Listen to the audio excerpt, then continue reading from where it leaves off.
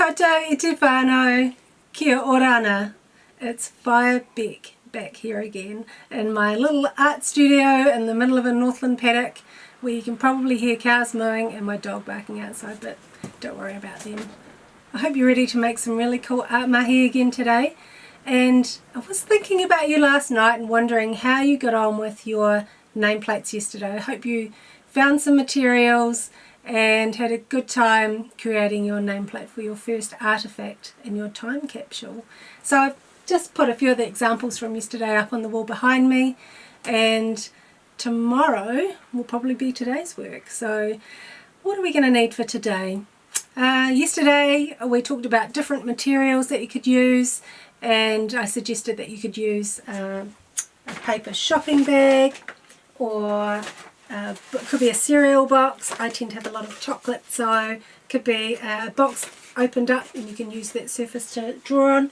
And another thing that I thought of today was potentially using some lunch wrap, but make sure you ask first because you might get into trouble if you just take it. Alright, so today's artifact for ko whānau, who am I, and exploring ideas about who we are in this rāhui while we're at home in our little bubbles, we're looking at designing a personal logo. So with logos, we're looking at how the world around us creates meaning without words. And you might want to think about symbols that you see in everyday life. I've got a few here. In fact, a kuru, we're often familiar with seeing a kuru in different contexts. I've got a bike sign. We see that so we can put our bikes when we're out cycling. Thinking a little bit more abstract, some patterns from your culture or heritage, which also could look like a, it could be any kind of culture. So this is a coat of arms. We're quite familiar with ferns when we think about sports teams and things like that. Hashtag, and just signs that we see out in public. So there's a few different ideas that are things that we can recognise and things that are a little bit more abstract. So your logo that you're going to design today should represent something about either your personal identity, who you are, ko whānau, who am I, or it might represent something to do with the whānau you're with right now, the people you're in your little bubble. You know, a few years ago I was doing a painting of a friend of mine, and it was a portrait kind of work, but I used symbols to represent who that person was, and I interviewed them to ask them what symbols they thought of would represent them as people. And this one particular guy that I interviewed, he said a brain, a shark's tooth, and a jelly baby. And I thought they were really interesting things to say.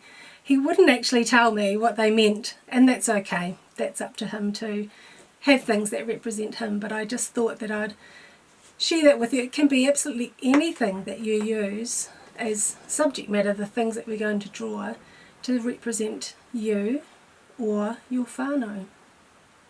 So when I got to thinking about what I might use to represent myself, I was thinking, I could use some patterns that I like from my culture and keep it quite sort of abstract, not recognisable, or I could choose something that you can recognise to represent an element of my personality.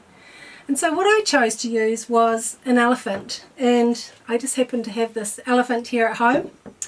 And the reason I chose the elephant was because a wee while ago I did some research on animals and their symbolism in art, and the elephant, when I researched that, came up with things like an elephant represents someone who's sensitive, wise, stable, reliable, and determined, amongst other things. And I thought, yeah, I think those are some of my personality, some of my character traits, and that I want to try and incorporate into my logo because they're something that that I can see myself. So maybe you could have a chat with your whānau about who you are as a whānau, or different things about your personality that they recognise, and that might help you decide what you want to put into your logo. You really can, you can do that, but you can also use things as your own visual language, so you can create something that reflects who you are because you've thought of it. So it doesn't need to be something that you've researched, it can be something that you can make up, and that's fine. So where to start with this? I thought what might be quite a good idea is if, building on what we did yesterday, is if we could use the first letter of our name, and that could be the basis for our composition. And yeah, just work with subject matter in that letter to create our logo. So first things first, get my little art pad out. I've already made a start, and I've been looking at different ways to draw the letter B, and I've got some other examples of other letters down there. So B for Bec, and with each one I was just trying to, initially I was just trying to think what ways I could draw a B and explore the shape of that B. And then I started thinking, gosh, these different ways of drawing these letters really reflect a different idea. If I look at this one here, for instance, it's soft curves and it looks quite friendly. Whereas if I look at this one that I've done with pointy sharp edges, it looks a little bit more rock and roll, I think. So you want to think about who you are, what kind of personality you are, and once you've come up with a whole lot of different letter options, you can choose which one you think reflects your identity best. So after that, and I've done a few sketches of my elephant because I wanted to play around with just ways that I could draw my elephant and potentially fit it into my letter B, or create a B with my elephant, and different ways of drawing it in different views of the elephant. So you can see this one's side on, this one's front on, and this one I've drawn it in quite a different way. I've drawn it quickly and loosely just to express the kind of essence of the elephant face.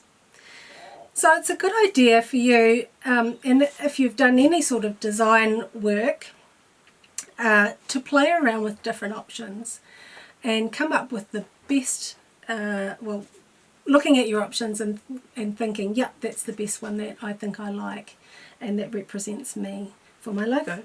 So after you've got your letter and you've got your sketches, you can start putting them together into your letters.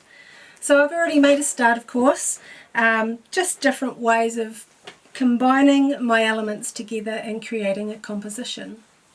So a composition is the arrangement of elements on your picture plane where you're doing your drawing and deciding on which will be the best composition. I've got a little one down here for our younger viewers. I realise there may be some 5-year-olds in our class, and you might just want to do a simple outside shape of your letter and then put your sketches inside. And some of you older students, you will definitely be exploring lots of different ways that you can combine your elements in your composition. I hope that makes sense. So what's the next step after that? Coming up with your options, you want to decide on what you think is the one that reflects you the most. And I quite liked this design for me. It's got a big bold B, and I thought that the elephant worked best on the side. So now it's time to start refining my idea. So we're not quite finished yet. Still got a few steps to go, refining it and really developing that final logo idea, because what we want to end up with in the end is something simple and easily recognisable. You know, if you take Nike for instance, I don't really want to mention labels, but we all know the Nike tick. It's really easy to identify, and when you're creating a logo, that's an important part of your design. So, other things that you can think about. I also have an example here of more of an abstract design. So using the kuru shape, and so the K's obviously been done in black bold lettering, and then the kuru shape has been inserted into that to create negative space. It's almost like if you had a black piece of paper and cut out those shapes and taken it away, that's your negative space. When I was thinking about that idea and what else I could do with it, I put it into my Photoshop program and flipped it so that it was inversed, or the positives and negatives were reversed. So you might get an idea, but you might think, oh, there's just a slight change that I could make to see what it's going to look like and see if it's going to improve my composition. So on my drawing here, as I start to refine, the things that I'm thinking about are maybe taking off this corner here, because I want a real softness to my bee, even though it's a wild animal. You know, elephants still represent peace, and I hope that I'm a peaceful person. So taking off sharp edges will be important to my design. So luckily I have an eraser here, and you can see when I drew the line, I drew the elephant over the top, so I've got to rub out that little bit and then maybe just touch that up a little bit.